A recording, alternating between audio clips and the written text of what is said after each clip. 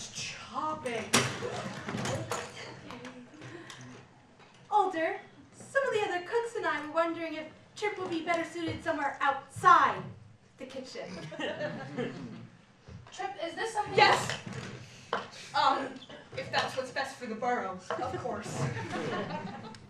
Okay, we'll consider it at the next meeting. And I propose that we consider a move for Gadget from Digger to Gear Team.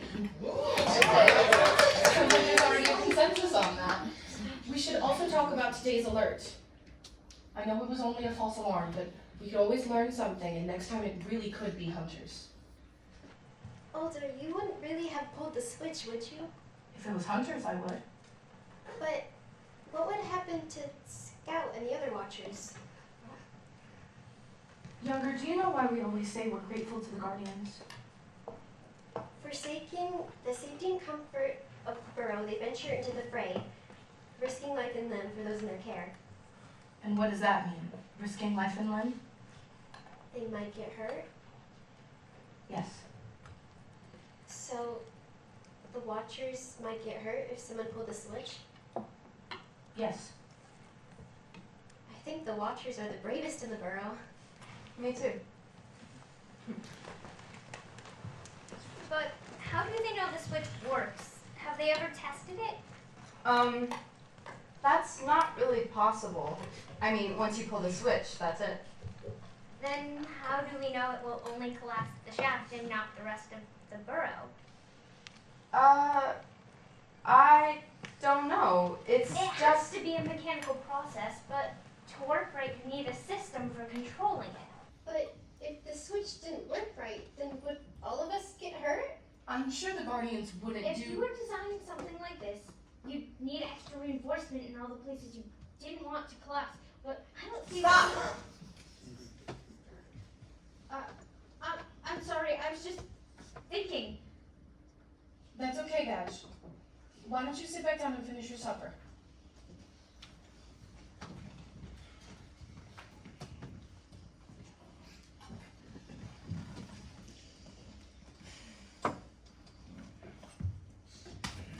Well, that supper was delicious. How about a sword? Rumpelstiltskin? Rumpelstiltskin? No, I just told that one the other day. What about the one with the beanstalk? That's a good one too, but I was thinking of one you haven't heard before. What's it about? It's about kingdom and the message. You know, you probably won't even like it. Well, if you insist. There once was a kingdom in the land of Foo. All the people there were happy and the king was too.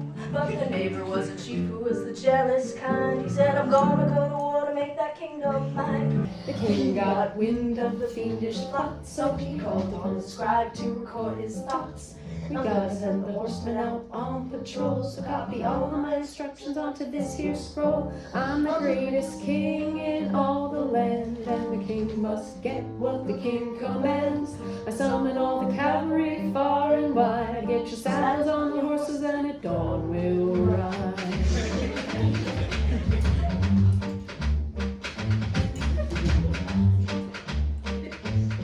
Now the scribe wrote the message and sealed it tight, and he mumbled to the page to bring it to the knight.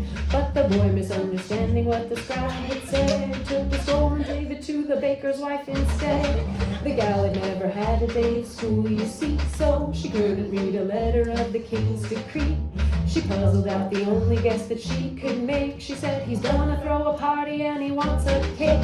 Oh, husband dear, you're the perfect man to erect the sweet confection that the king demands. So cobble something sweet that's surely to impress. But if we're going to the castle, then I'll need a dress.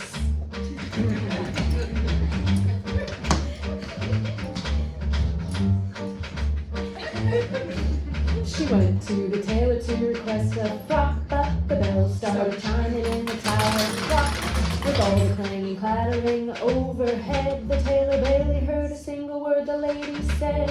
Soon the baker's wife was on her merry way, and the tailor thought, I gotta start without delay.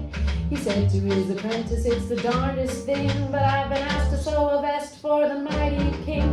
The apprentice, hard of hearing, ran across the square, and he bumped into the butcher who was standing there. The fella said, "I beg your pardon, my distress. You see, we're going to the castle as invited guests."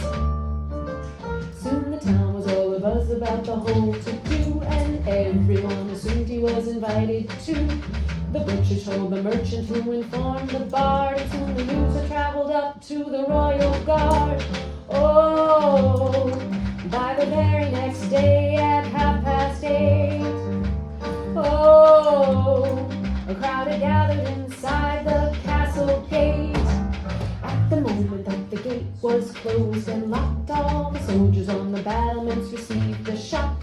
Upon the hill they spied an army clear as day, and they knew that an attack would soon be underway. When the enemy came into town to loot and sack, they encountered not a single soul to fight them back. They made it all the way to the castle walls, and then the chief on his big black horse did call, "I'm the greatest chief in all the land, and I conquered you, so you must do as I command. We got you all surrounded, so give up the keys, or I declare this castle to be under siege."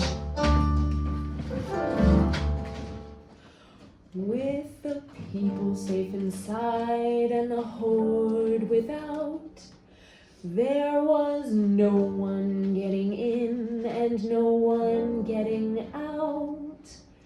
It was evident that neither side was giving way. So that's where they remain until this very day. I didn't see it for myself, but that's the truth they say.